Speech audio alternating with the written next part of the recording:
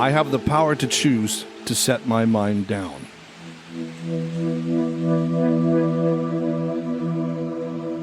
We need to start off by defining what meditation is, I think. So if you could provide an explanation to that, Ned. Sure. First, maybe I'm going to back it up one notch and talk about my involvement with meditation and why I'm qualified to talk about this subject. And I think I've shared at the beginning of the podcast, I was with the Ashaya monks for 8 years, and I took vows, became a monk. But more than that, I've dedicated my life to having a meditation practice. Meditation has been a good part of my life, and it's so. And what I bring to the table when I talk about meditation is more experience than knowledge about it. So I'm bringing experience to the table that I've been diving into this practice for a long time. And I see meditation as a much different thing than what you may realize in your mind, what the concepts that you have about meditation. So when you say define meditation, it's simply the practice of turning inward to the silence within. It's a practice, and more than it's a teaching or it's something to know about. It's something that we practice. And to define we can't really define. Meditation takes us, there's so many layers and levels to your meditation. And meditation changes and it gets sweeter and deeper. And sometimes it's very shallow and you don't get anything from it. But it's one of those things where, you just keep practicing and you just keep diving inward, and it has a cumulative effects on you. Mm-hmm. Meaning that one meditation that may not have seemed all that profound over time equals some kind of sum. Yeah, there's sort of a momentum that's built throughout your experiences with meditation. And we sort of look at, we want to put $1 in and get $1 worth of experience. We like to think of life as always being this fair exchange. So if we put in, or we want to gain, if we want to put in 50 cents and take out $1 worth of experience. And so with meditation, it's one of those practices where you don't always see the reward of what you're putting in, but it's a slow, accumulative process that builds on itself over time. Right. So with that being said, we need to then discuss what some of the benefits are then to meditation. Yeah, that's a good question. So the benefits we can look at in different ways. So when we first get into meditation, and at the surface level of meditation, the benefits is relaxation. So at the first level of meditation, just stopping.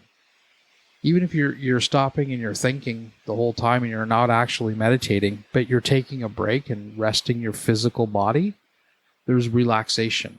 Mm-hmm. So that can be the first step. And then when you go a little bit deeper in the meditation, it helps de-stress the body. You can help alleviate the stress that's building up in your nervous system.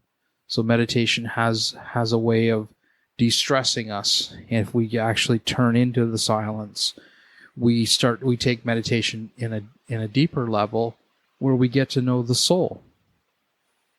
Mm-hmm. And when we get to know the soul, then everything changes. Like our relationship with everything. Meditation, the benefits to it is it changes your relationship that you're having with your mind. So the relationship with my mind before meditation is that every thought was me. Every thought was important. And this sort of goes back again to the first session where we're talking about thoughts and thinking. So meditation is a practice where you're learning how to step back and put space between you and your thoughts. That's a great explanation. And so I have to wonder, though, too, because myself personally, I don't have a lot of experience with meditation. But there has to be a lot of misconceptions about meditation. What would you say some of the common ones are? Like maybe things that people have said to you. Yeah, it's funny when you talk about meditation, some people, they glaze over and they just kind of look at you like, oh, yeah, okay. And they have this idea that if you're going to meditate, then that's something that monks do or funny yoga people do, or you have to be East Indian, or they don't know what it is. But and I think it's getting to be more mainstream now, and that the paradigm around meditation is a little different. 20 years ago, when I first got into meditation, it was looked at in a much different way. So there's misconceptions about meditation, and they think, there's a lot of people that think that it's just, you just sit down, you go cross-legged and touch your fingers and chant Om. There's many different aspects to meditation. There's a lot of experience that can be gained through meditation, and there's lots of different ways to practice meditation. I'm throwing out a lot there. So the practices of meditation, we can practice meditation with our eyes closed. We can practice meditation with our eyes open. You know, the misconception is that you have to close your eyes to go into meditation. The misconception, one of the greatest ones, is that people will say to me, well, I can't do that. I can't stop thinking. Mm-hmm. And I think we expelled that myth on the first session, is that, no, you can't stop having thoughts. You could stop thinking anytime you chose to. Like, if I'm sitting here now with you and I told you you have to think about something, would you? No.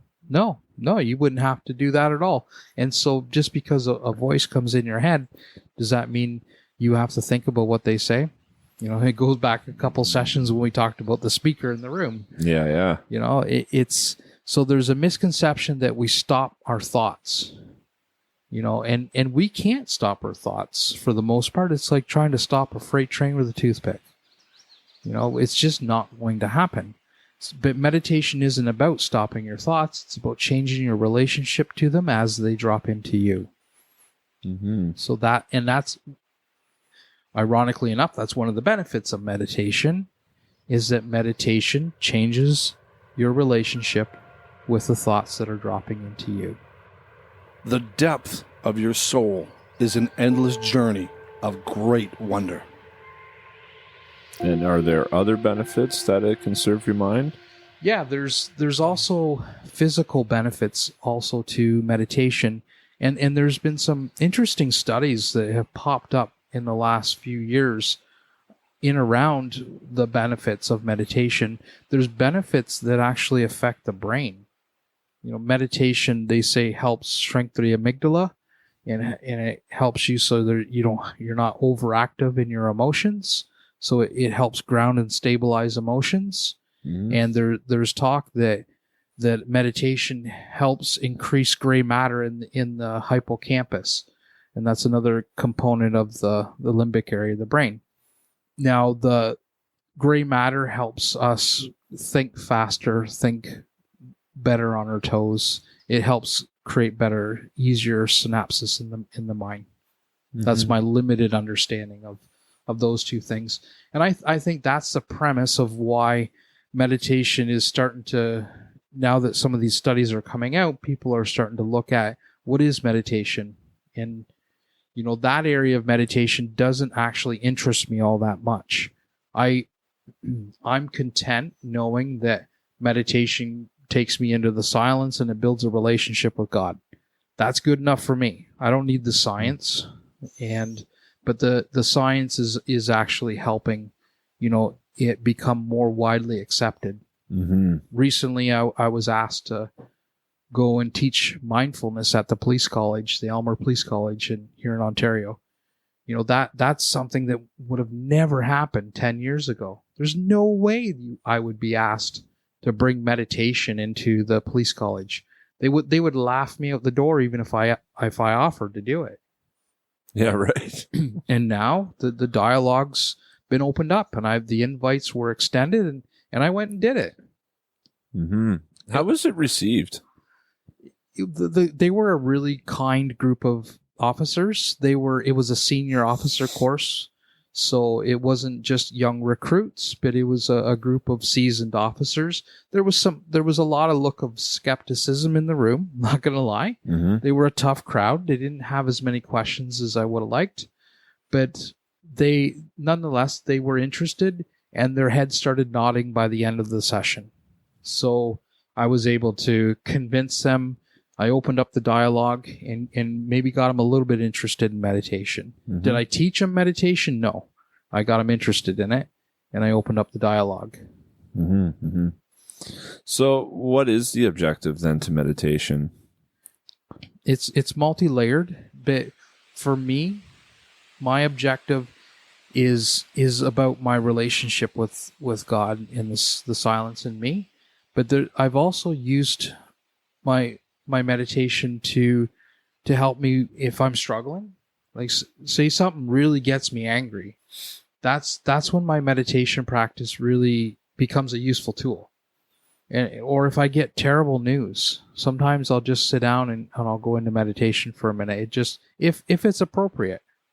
I remember I was out west interviewing tattoo artists for a project I'm working on, and I got news my mom had a heart attack.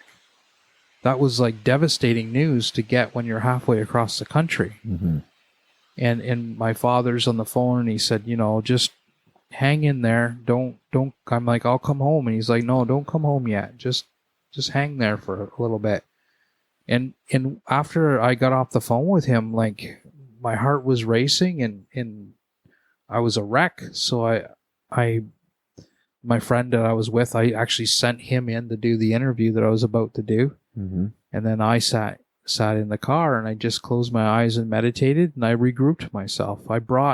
It helped me kind of calm down and bring things back into perspective. Mm-hmm. Like, okay, she has not passed. It's a heart attack. Many people have those nowadays. There's amazing but my objectives with meditation, are sometimes it differs for differing days. One of my objectives to meditation is to maintain a sense of awareness of the stillness in me all day with my eyes open. And this is a practice that has become a bigger and bigger objective for me with my meditation, is to hold an awareness of the stillness in me all the time. Mm-hmm. So that place you go to when you're drumming and you're in the zone, you're in the pocket, you're in the silence, the stillness, whatever you want to call it, you can maintain that without drumming, without gardening, or whatever it is that you do that brings you into that space. It's not the vehicle that is necessary to get there. It's simply by turning inward and resting your attention on the soul. Once you discover who you are, your desire to leave this moment loses its spark. For only in the presence of this moment can we know ourselves. The other thing, too, is one might think that if their head's in a dark place, that meditation may bring out some dark things in them. Maybe people would be cautious against meditating if we're talking about like resting within ourselves. We feel that perhaps what's inside is not something we want to rest in. Is meditation still a good idea for those people? It depends on the person. And for some, then if their head is going into a dark place and they're not able to detach themselves from their thoughts and rest deeper within, then meditation can become something that now we're fixating on our problems. We're closing our eyes and then fixating on a problem. And so we're just sitting there talking to ourselves, which is not meditation.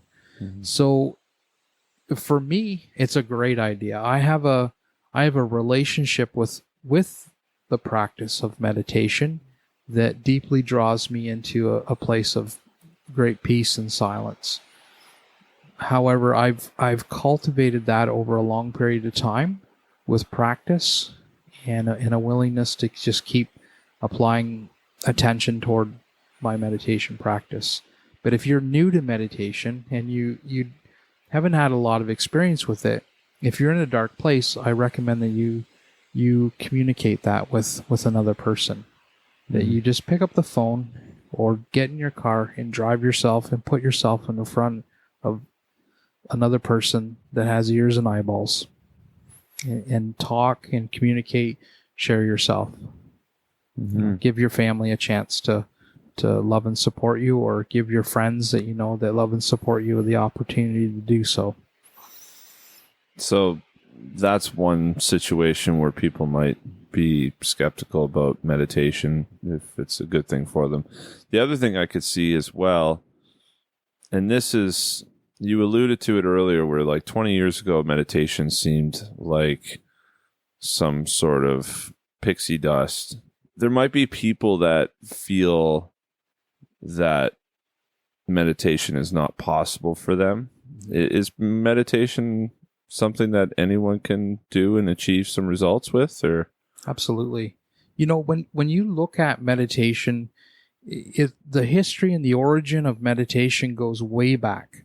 Okay, so when you look at the different mystical traditions or the different religions of the world, at the center of all of them has been you find meditation.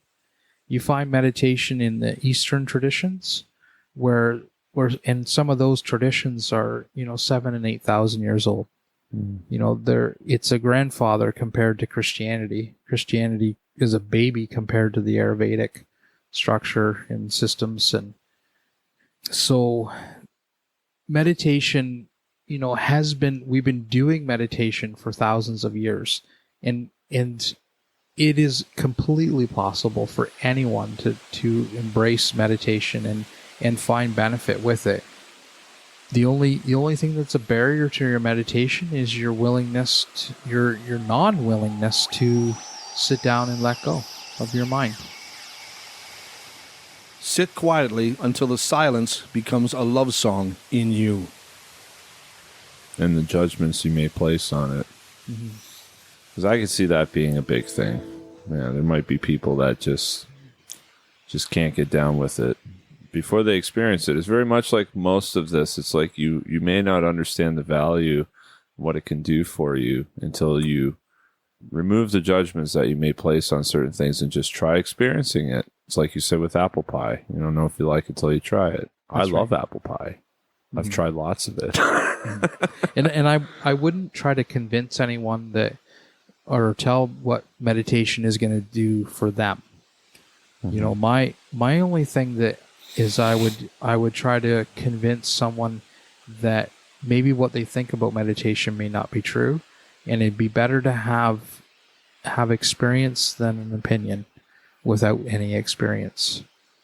And experience doesn't happen through a 2-minute trial period, and that's the thing with what we have to remember, that if meditation is more than it's something to know about, it's a practice. And in anything that's a practice, it requires some time and energy put into it. It's like you're drumming. You didn't get to be an amazing drummer without practice, without time in dirt time. That's one expression a friend of mine used to say all the time. You need to put in your dirt time. You know, the time that you spend practicing meditation. So there's this common paradigm that people believe that we're required to study. So how do we begin to understand how to meditate? And does it require a lot of study? Like you just said, you just mentioned the word. Yeah, no.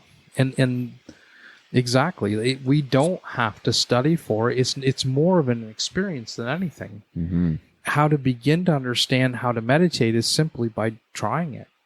You know, it's very, very simple. And it's the only thing that makes it complex is the mind.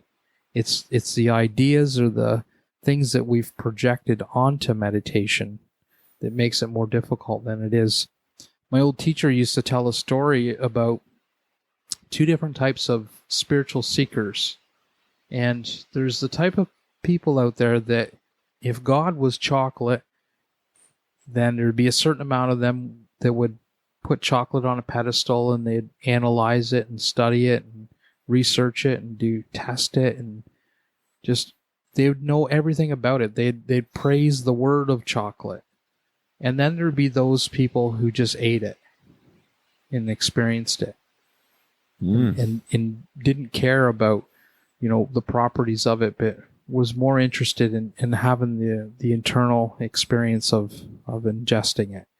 And that's sort of the difference between a meditation practice and a study of meditation. In a study of meditation, you only know about something, and without really actually truly having the experience.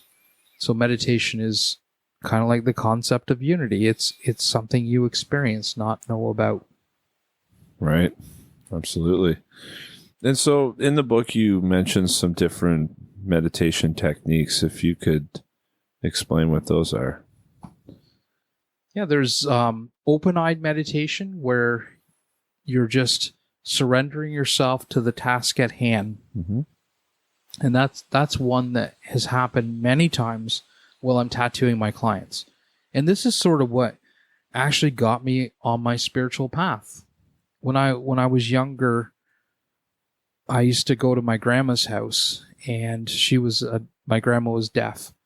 And so when I went there, the TV would always be off and it would just be quiet. And then her and I used to play cards a lot. So when we were playing cards, we'd pass notes back and forth. I know this is a little bit of a sidestep from your question. Yeah. But we would just pass notes back and forth, and we would enter the silence. And it felt really good. And it felt like there would be a point where we stopped passing notes and we'd just be quiet. And so those experiences I remember carrying forward. And then while I was tattooing, that started happening to me.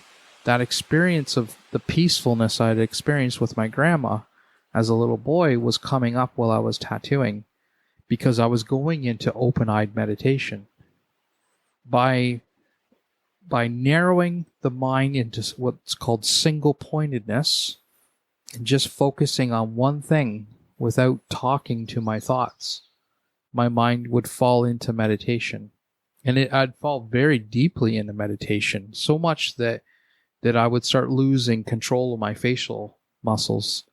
I'd always know when I was really getting in the pocket with tattooing, because I'd start drooling. I'd feel drool come out of my mouth, because my brain would go into a different wave. And at a certain brain wave, you lose facial control and you start to drool a bit. So I was having these meditation experiences while I'm tattooing.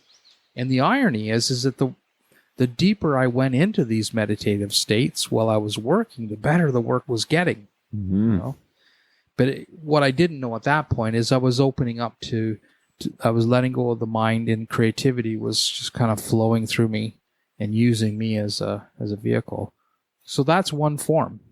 Do something and then just totally let yourself go in the process. Get lost in the act of doing.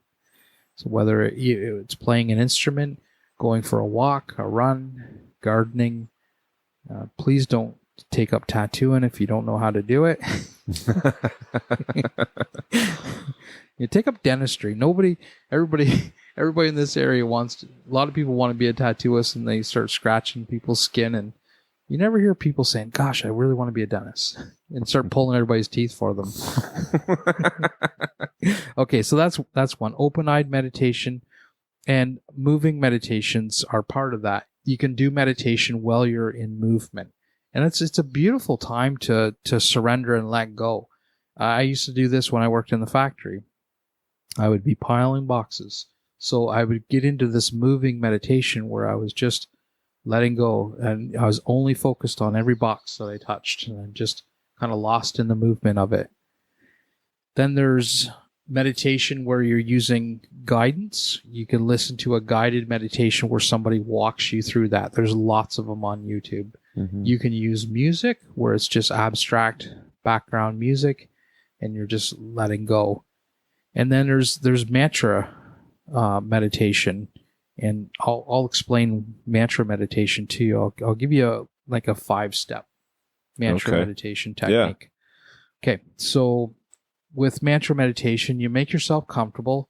Start breathing slowly in and out.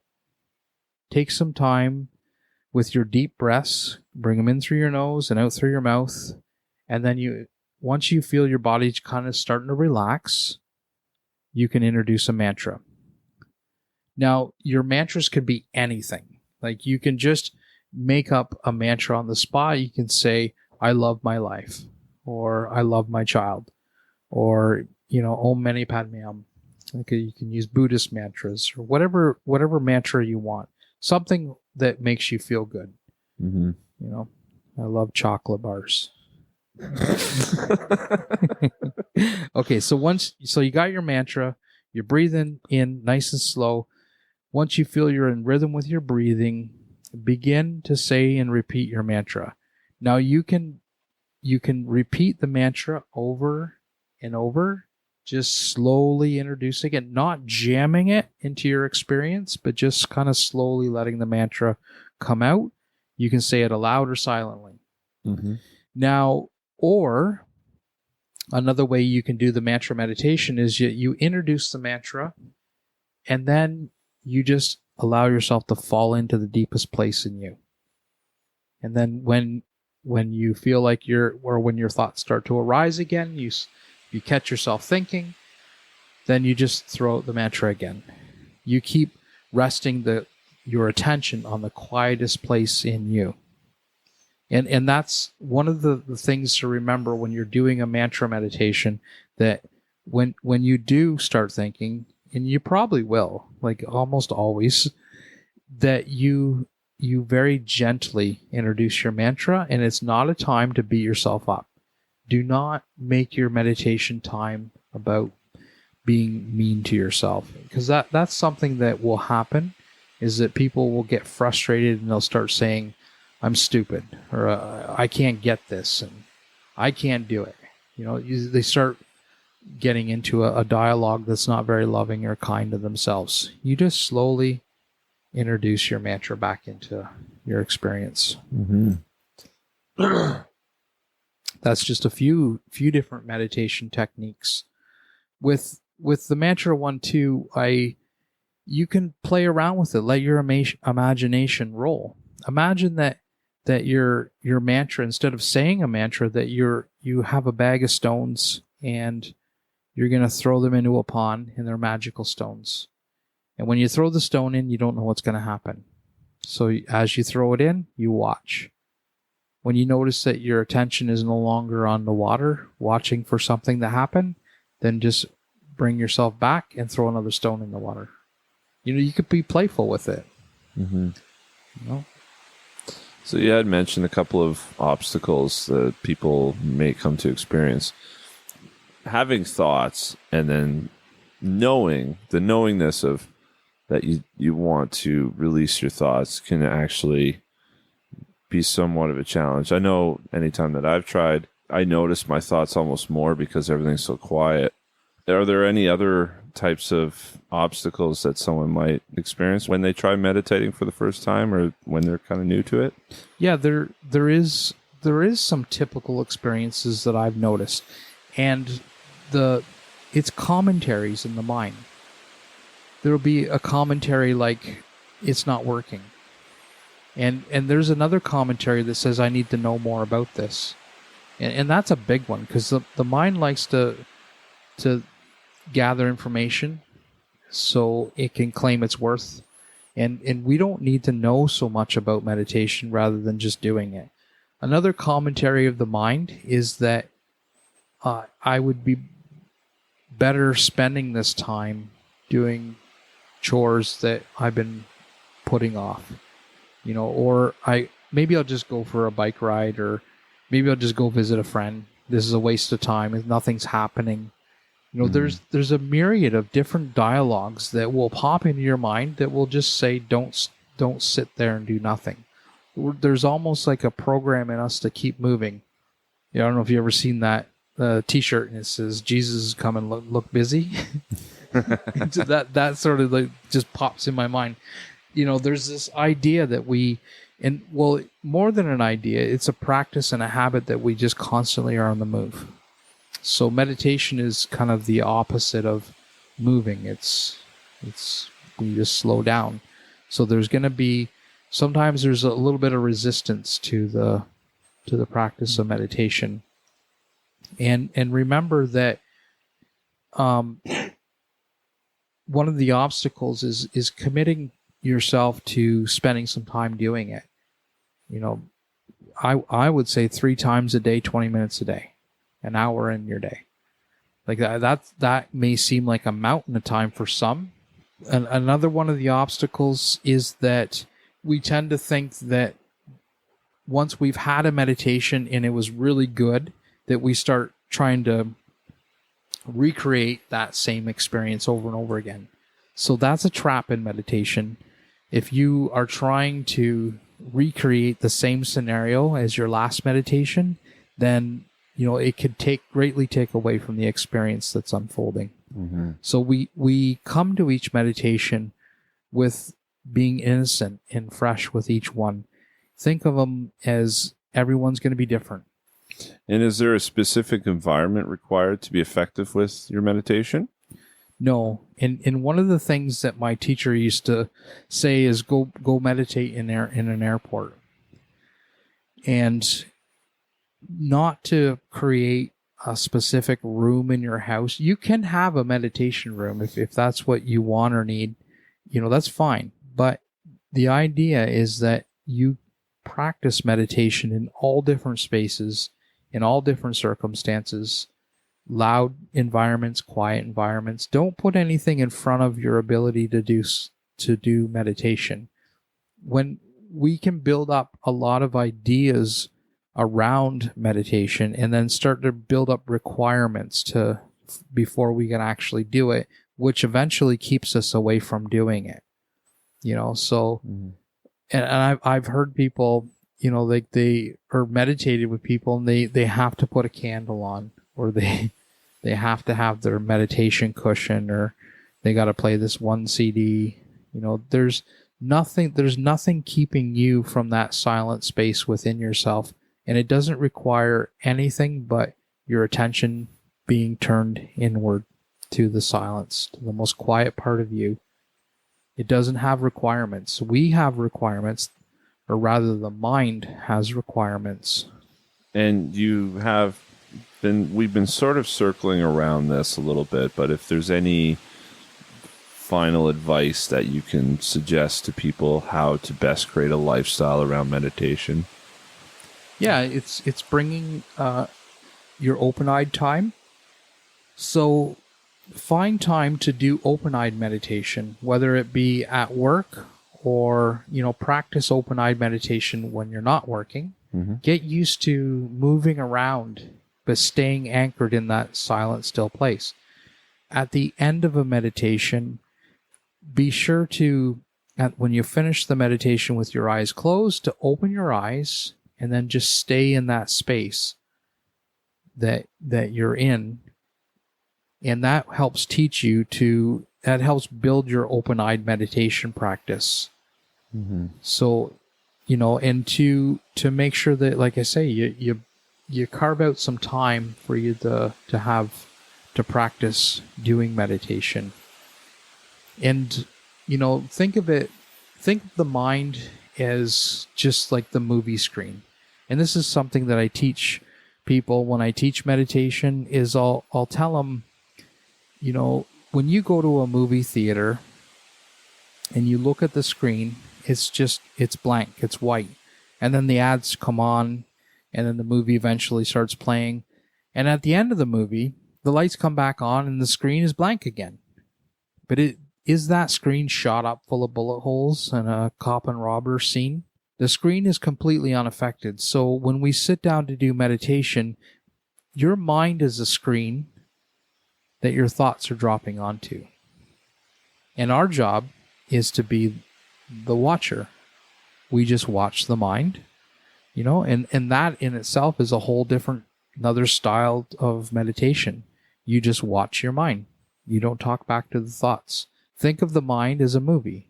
It's not real. And so and then at the end of the movie, much like the screen, we don't have to be affected by any of the thoughts that are being projected onto our mind. You also say in the book, there's a message where you say meditations are like snowflakes. And I think I know what that means because every snowflake is different, but is that what you're getting at with that? Yeah, they're unique, and I'm asking people not to build up expectations on how they think the meditation is going to go. I've had meditations that have thrown me so deep and just I felt so expanded and alive, and I've had other meditations that just felt flat. So be innocent in your practice of meditation. Come to it without any expectations. Come to it without any predetermined outcomes going on in your mind. And to wrap this up, if we could just revisit the silence for a moment. The silence is as close as the next breath that you breathe in. And it's like finding love in ourselves. It's not a difficult or unobtainable thing to go into. In the silence, we discover the totality of who and what we are on a capacity that the mind could never understand or come close to consuming the vastness of the silence. So the silence is more than it's you, it's everything. My heart speaks the loudest when my mind is the quietest.